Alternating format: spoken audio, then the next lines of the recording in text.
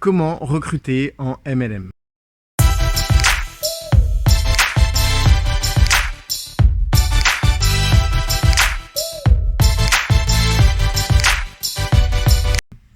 Bonjour, je m'appelle Julien Canamas, je suis professionnel en marketing de réseau et je vous souhaite la bienvenue sur cette chaîne Génération MLM.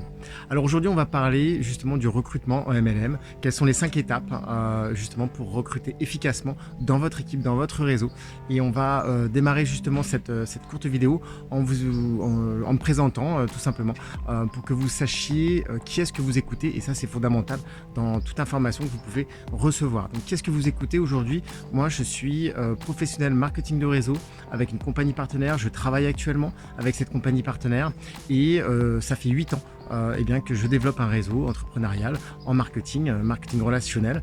Aujourd'hui, ce réseau atteint quasiment 3000 personnes, génère plus d'1 million d'euros de chiffre d'affaires annuel, et avec ma compagne Corinne, nous avons personnellement recruté près de 160 personnes sur ces 8 années, ce qui équivaut à peu près à une vingtaine de personnes par an.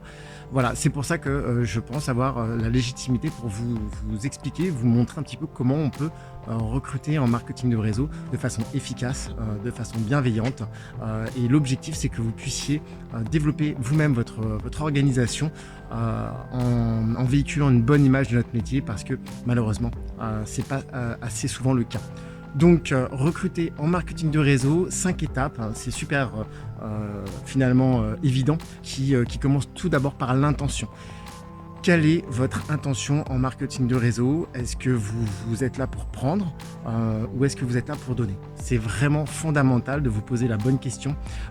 Et justement, toutes les personnes qui sont là pour prendre, pour créer, pour tout ramener à elles, finalement, tôt ou tard, ne recrutent pas ou recrutent mal et ne développent pas une organisation qui soit pérenne dans le temps. Donc moi je vous encourage vraiment à vous positionner, à savoir quelle est votre intention. Si vous n'êtes pas tourné vers les autres, si vous n'êtes pas conscient que vous pouvez apporter une solution aux autres et que votre démarche doit être celle-ci, d'apporter une solution aux gens avec vos produits ou services, avec votre opportunité en marketing de réseau, je pense que vous faites fausse route. Voilà, donc ça c'est vraiment ce qui en tout cas nous a été un facteur de réussite actuelle. Donc l'idée c'est vraiment de comprendre que il y a un deuxième élément, donc après l'intention, qui est l'attitude. Quelle est votre attitude? Est-ce que vous êtes positif? Est-ce que vous êtes convaincu? Est-ce que vous êtes engagé?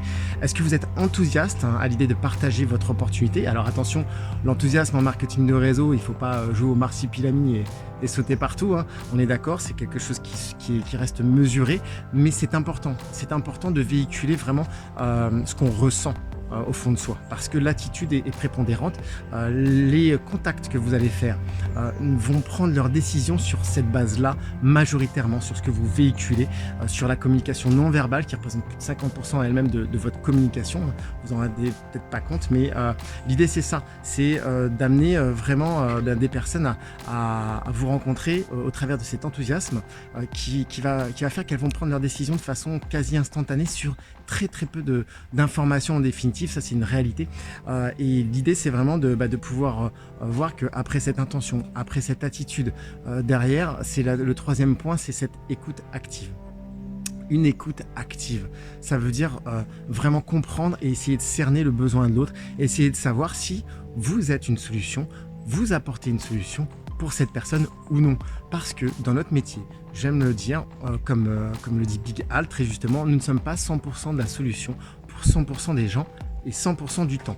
Voilà, donc ça c'est vraiment quelque chose qu'il faut vraiment avoir à l'esprit. Ça vous permet de vous détacher du résultat, chose importante, hein. Toujours se détacher du résultat et proposer. On n'est pas là pour convaincre en marketing de réseau, on est là pour informer, on est là pour proposer une solution alternative que les personnes peuvent saisir si elles ont un minimum d'aptitude. Et ça c'est à vous de le déterminer, c'est à vous vraiment au travers de cette écoute active de vraiment bien cerner la personne pour l'orienter sur un choix qui soit le bon pour elle et pas pour vous. On part sur le quatrième point. Quatrième point, c'est très simple, c'est savoir se définir. Savoir se définir pour pouvoir inviter en marketing de réseau. Ça fait l'objet d'une vidéo, donc n'hésitez pas à aller la voir, allez sur la chaîne, savoir se définir très clairement et pouvoir inviter pour que les personnes puissent arriver au cinquième point, qui est de pouvoir assister à une présentation puis une conclusion. Alors attention, la présentation, c'est on a eu trop de présentations, et moi-même, on en a fait des présentations, des tonnes et des tonnes, qui duraient 1 heure, 1 heure et quart, 1 heure et demie. Tout ça, c'est fini. Aujourd'hui, il faut évoluer avec son temps. Aujourd'hui, justement, les gens ont de moins en moins de temps à perdre. D'une histoire courte, d'une histoire longue, on préférera toujours l'histoire courte. Donc l'objectif, il est là. Il est d'aller à l'essentiel. Et plutôt que de saouler nos prospects, nos contacts avec des informations dont ils n'ont pas besoin, bien moi, je vous encourage vraiment à leur poser les bonnes questions. Quelles sont les informations dont ils ont besoin et leur apporter justement ce qu'il faut. Donc l'idée, c'est ça. D'en arriver sur cette présentation assez courte, assez rapide, 10 minutes, un quart d'heure dans un entretien et finalement d'arriver à la conclusion. Cette conclusion pour recruter, elle est essentielle. On parle souvent de closing. Alors ces techniques de programmation neurolinguistique ou moi je trouve que c'est finalement un terme qui n'est pas très beau, closer quelqu'un. Je préfère parler de conclusion. Cette conclusion qui doit être intègre, qui doit être honnête pour la personne et que vous devez ressentir vous-même, être aligné avec ça. C'est-à-dire que vous offrez une option dans la vie des gens. Vous leur offrez l'option de démarrer un projet professionnel d'entrepreneur et il faut que vous soyez à l'aise avec ça. Vous les aidez à traverser comme je dis souvent, le ruisseau de la peur. Et on s'aperçoit que c'est pas du tout, en les prenant par la main, on s'aperçoit que c'est pas du tout un fleuve. Il n'y a pas de risque en marketing de réseau, il n'y a pas de danger en marketing de réseau.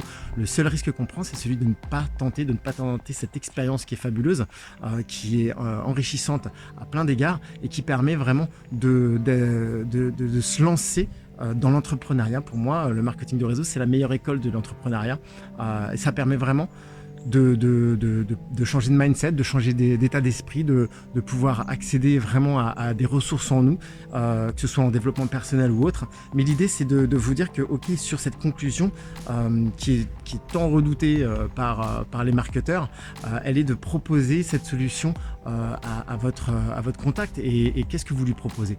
Vous lui proposez d'investir des dizaines ou des centaines d'euros dans une licence de démarrage, dans ce concept de franchise en ligne.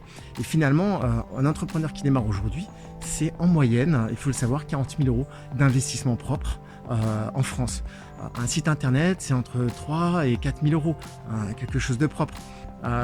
Aujourd'hui, démarrer une entreprise de marketing de réseau avec des produits ou des services pour quelques centaines d'euros, vous proposez vraiment une alternative, un changement dans la vie des gens et ça, il faut que vous soyez aligné avec ça pour pouvoir vraiment le présenter et que ça fasse partie vraiment de vos aptitudes qui vont vous amener à réussir vos recrutements en marketing de réseau. Alors finalement, la question qui a à se poser derrière tout ça, c'est bien, c'est super, mais où est-ce que je trouve des prospects? Et ça, c'est quelque chose qui, au départ de mon activité, m'angoissait beaucoup parce que on parle de la liste de noms, marché chaud, marché TED, etc. Et oui, mais après, qu'est-ce qui se passe? C'est le vide sidéral. Bah écoutez, c'est très simple. Dans la description de cette vidéo, vous allez trouver un e-book gratuit à télécharger où on a répertorié les sources de prospection. Là, vous allez pouvoir vous épanouir et vous allez voir, vous allez découvrir qu'il y a vraiment un champ des possibles infini en prospection. Donc, je vous laisse découvrir tout ça. Je vous laisse surtout vous abonner, je vous laisse partager cette vidéo autour de vous si vous pensez qu'elle peut aider quelqu'un. Si vous avez aimé, abonnez-vous, likez, commentez, n'hésitez pas. Et je suis là pour répondre à vos commentaires, à vos interrogations, à échanger sur le sujet avec vous et avec grand plaisir. Donc voilà, écoutez, je vous remercie pour votre attention, je vous souhaite une excellente journée et je vous dis à bientôt pour une prochaine vidéo. Ciao, bye bye.